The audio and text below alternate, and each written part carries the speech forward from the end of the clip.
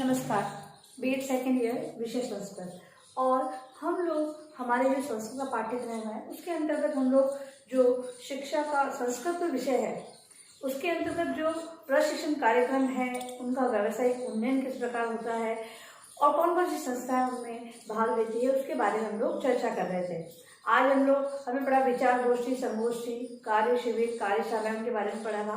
आज हम लोग देखेंगे व्यावसायिक संगठनों की सदस्यता कि मतलब कौन कौन से व्यवसायिक संगठन हैं वो सदस्य के रूप में कार्य करते हैं, यानी कि जो इन सर्विस और प्री सर्विस है, सेवा पूर्व और सेवारत अध्यापक है, उनकी प्रशिक्षण से संबंधित जो शिक्षा के नवीन तथ्य आए होते हैं, नवाचार आए होते हैं, उनके अंतर्गत इन जो सेवाकालीन और सेवा पूर्व अध्यापकों को किस प्रकार प्रशिक्षण वो देते हैं और किस रूप में वो कार्यरत है। मतलब कि दोनों एक साथ कार्य करते हैं, सेवा पूर्व और सेवारत, या फिर दोनों की अलग अलग संस्थाएं होती है, उसकी हम चर्चा करेंगे।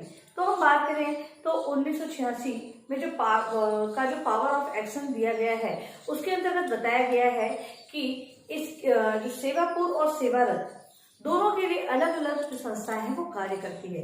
सेवा पूर्व के लिए तो बीएड पाठ्यक्रम है जो प्रशिक्षण का कार्य करता है और सेवाकालीन के लिए विभिन्न अभिनव नवन कार्यक्रम चलाए जाते हैं जिसके अंतर्गत उनको मूल्य शिक्षा, विज्ञान संबंधी शिक्षा, कंप्यूटर आधारित शिक्षा, इन सभी का ज्ञान दिया जाता है। और इनके लिए जो कॉलेज होते हैं वो सीटीई कॉलेज जो कि सेवारत अध्यापकों के लिए प्रशिक्षण का कार्य करते हैं। और यहीं पर जो माध्यमिक स्तर के जो अध्यापक हैं उनको प्रशिक्षण देना या फिर नवाचारों से अवगत कराने के लिए विभिन्न प्रकार के कार्यक्रम आयोजित करना, ये सारे कार्य कौन कर रहा है?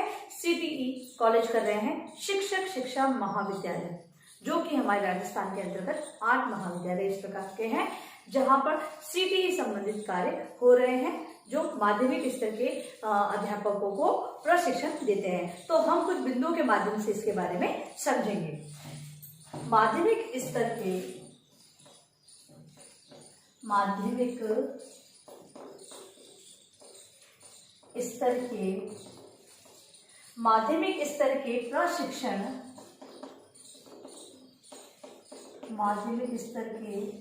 प्रशिक्षण संस्थाओं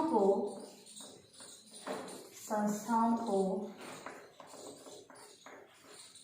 उठाने, मतलब कि उनको और आगे बढ़ाने के लिए उठाने की दृष्टि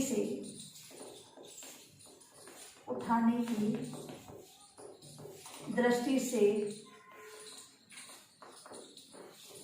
दो प्रकार के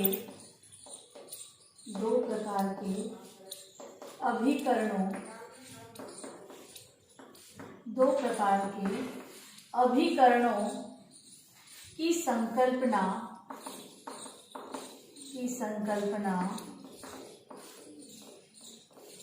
प्रोग्राम ऑफ एक्शन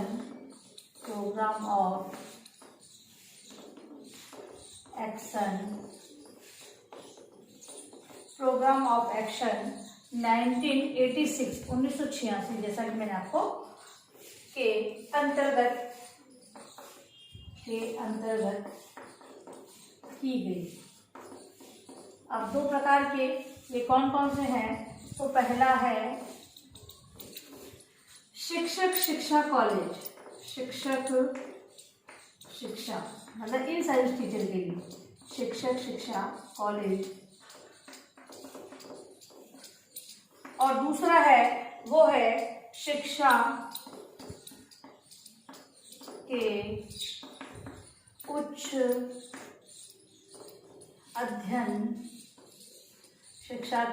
अध्ययन संस्थान।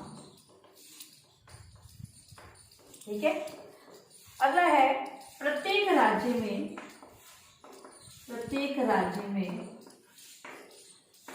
सरकारी तथा गैर सरकारी महाविद्यालयों की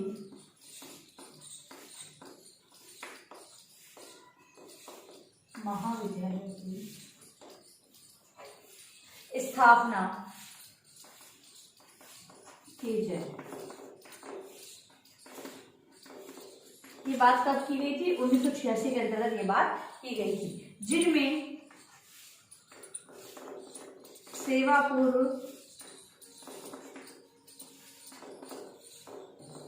शिक्षक शिक्षा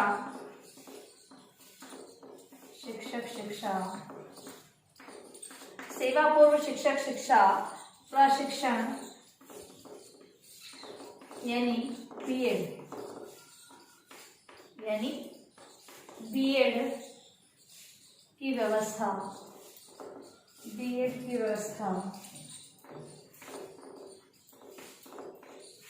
इसके अलावा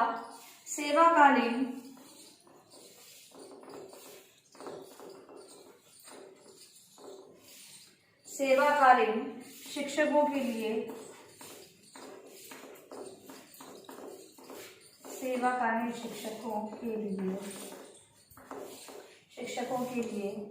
विषय संबंधी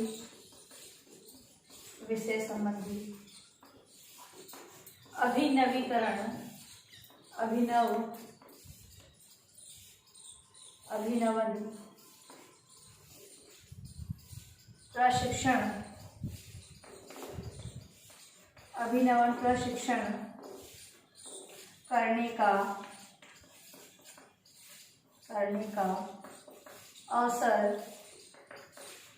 अवसर भी प्रदान किया जाता है।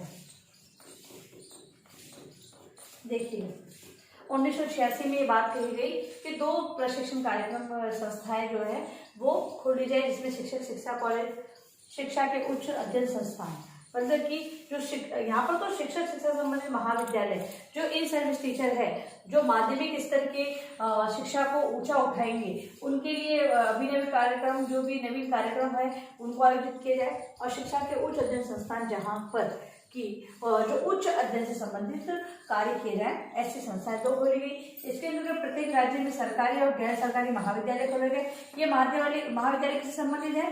तो सेवा पूर्व शिक्षा जो कि बीएड कहलाती है, और सेवाकालीन शिक्षा अभिनवन प्रशिक्षण करने का कार्य जो करते हैं, ऐसे खोलने की बात की गई। अब इनमें क्या क्या कार्य होंगे उनके बारे में हम लोग बात करेंगे कि जो ये संस्थाएं खोली जाएगी इसमें किन किन चीजों की शिक्षा दी जाएगी। तो बीएड के अंतर्गत तो पाठ्यक्रम के अंतर्गत ये इंक्लूड कर दिया गया है, और जो शिक्षक बनेंगे, भावी शिक्षक बनेंगे, उनको वो पाठ्यक्रम लेना ही है जिसमें समावेशी शिक्षा दी जा रही है। आजकल मूल्य आधारित शिक्षा है, स्वास्थ्य हेल्थ एजुकेशन से संबंधित शिक्षा दी जा रही है, तो सभी प्रकार की शिक्षा उसके अंदर पाठ्यक्रम में इंक्लूड कर दी गई है। अब अगर हम बात करें सेवाकालीन के लिए, तो सेवाकालीन के लिए मूल्य आधारित शिक्षा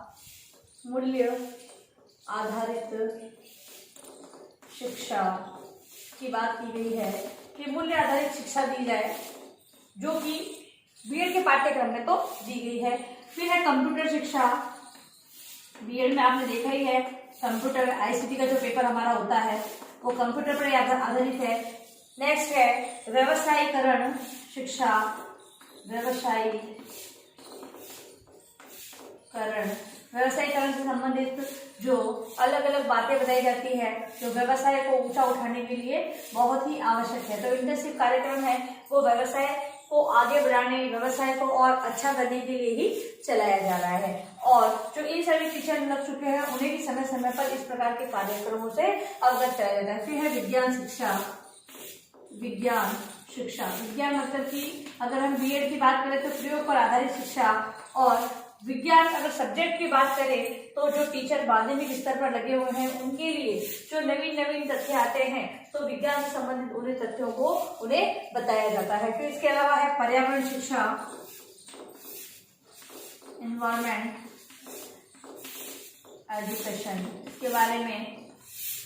इसके अलावा जनसंख्या शिक्षा, बीएड में ये सब्जेक्ट भी जुड़ चुका है जो कि ऑप्शनल के अंतर्गत है, जनसंख्या शिक्षा। फिर है शैक्षिक नवाचार।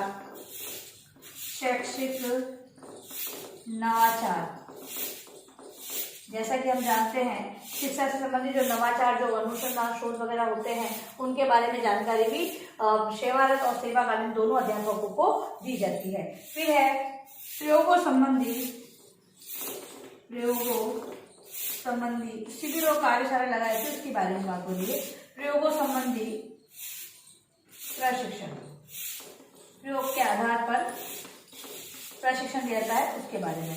फिर इसके अलावा जो वर्तमान में है सिटी कॉलेज कार्यरत है, अंत में हम लोग उसकी बात करेंगे। लास्ट टॉपिक हमारा जो है वो है राष्ट्रीय शिक्षा नीति, राष्ट्रीय शिक्षा नीति 1986 में सिटी कॉलेज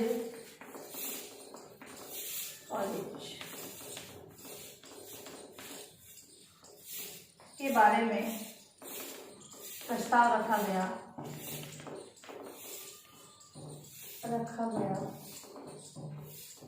ठीक है। अब राजस्थान में जो सिटी कॉलेज, उसके बारे में बात करें तो राजस्थान में 8 सिटी कॉलेज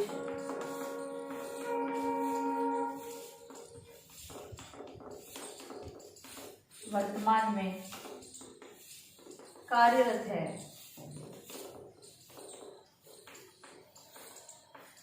जिसके अंतर्गत पहला है हमारा 8 कॉलेज है वो कार्यरत है। पहला है गांधी शिक्षक शिक्षा, गांधी शिक्षक शिक्षा कॉलेजों के नाम आपको याद करने हैं, क्योंकि ये प्रश्न बनता है। हमारा सिलेबस है वो बहुत ही कम है, तो प्रश्न हम देखें तो हर टॉपिक हमारे लिए बहुत ही महत्वपूर्ण है। 3 इकाई है, तीनों इकाइयों में से अगर प्रश्न बनता है जो हमारा निबंधात्मक प्रश्न के रूप में, तो सिटी, अगर हम व्यवसायिक संगठनों की सदस्यता की बात करें तो सदस्य के रूप में तो यही संस्था कार्यरत है और इनके बारे में हमें जानकारी बहुत ही रखनी पड़ेगी। और जो 8 कार्यरत कॉलेज है उनको तो विशेष रूप से आप लोग याद कर लें। जैसा मैं लिखा है वैसे आपको याद भी करना है। शिक्षक शिक्षा महाविद्यालय, महाविद्यालय गुलाबपुरा, गुलाबपुरा भिलवाड़ा, पहला। ठीक है। दूसरा, अब है दूसरा, वो है अग्रसेन आदर्श, अग्रसेन आदर्श, अग्रसेन आदर्श विद्या मंदिर, अग्रसेन आदर्श विद्या मंदिर, मंदिर शिक्षक शिक्षा महाविद्यालय, शिक्षक शिक्षा महाविद्यालय, शिक्षक शिक्षा महाविद्यालय, केशव विद्यापीठ, केशव विद्यापीठ जयपुर। तीसरा है गोपी कृष्ण, गोपी कृष्ण पीरामल, नाम एज इट इज याद करने होंगे। पीरामल शिक्षक शिक्षा, शिक्षक शिक्षा, शिक्षक शिक्षा महाविद्यालय, शिक्षा शिक्षक महाविद्यालय बगड़, जो कि है झुंझुनू में है, झुंझुनू। ठीक है। नेक्स्ट है चौथा, वो है हरिभाव उपाध्याय, हरिभाव उपाध्याय, हरिभाव उपाध्याय महिला शिक्षक शिक्षा, महिला शिक्षक शिक्षा, महिला शिक्षक शिक्षा महाविद्यालय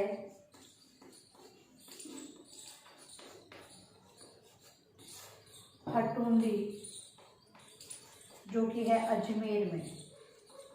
ठीक है। ये हो गया चौथा। पांचवा है हमारा महाविद्यालय सिटी कॉलेज, जो है आर्य विद्यापीठ, आर्य विद्यापीठ, आर्य विद्यापीठ महिला, महिला शिक्षक शिक्षा, महिला शिक्षक शिक्षा, महिला शिक्षक शिक्षा महाविद्यालय भुसावल, भुसावल जो कि है भरतपुर में, जो कि भरतपुर में है। नेक्स्ट है शाह गोवर्धन लाल, शाह गोवर्धन लाल काबरा कॉलेज, काबरा महाविद्यालय, शाह गोवर्धन लाल काबरा महाविद्यालय जोधपुर। ये सारे सिटी कॉलेज है। सातवां है ग्रामोत्थान, ग्रामोत्थान विद्यापीठ, ग्रामोत्थान विद्यापीठ नेहरू शिक्षक शिक्षा, शिक्षक शिक्षा महाविद्यालय सांगरिया, सांगरिया। लास्ट है लोकमान्य तिलक, लोकमान्य तिलक, लोकमान्य तिलक शिक्षक शिक्षा, शिक्षक शिक्षा महाविद्यालय, शिक्षक शिक्षा महाविद्यालय डबोक उदयपुर। ठीक है, ये तो थे हमारे, ये है 8 हमारे सिटी कॉलेज जो कि सेवाकालीन शिक्षकों को प्रशिक्षण देने का कार्य करते हैं, जो कि इन सर्विस टीचर लग चुके हैं और माध्यमिक स्तर के बालकों को जो अध्ययन करवा रहे हैं उनके प्रशिक्षण से संबंधित जो कार्यक्रम होते हैं, अभिनवन जो कार्यक्रम होते हैं, मतलब शिविर है, कार्यशाला है, संगोष्ठियां हैं, वेबिनार सेमिनार जो भी करवाते हैं वो ये संस्थाएं करवाती है। सिटी कॉलेज जो वर्तमान में राजस्थान में कार्यरत है। अब आता है आपका गृह कार्य प्रश्न।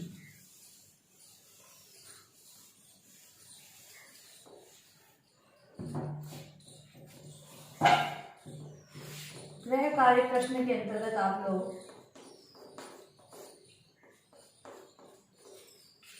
व्यावसायिक संगठनों को, व्यावसायिक संगठनों की सदस्यता को, संक्षिप्त में परिचय देते हुए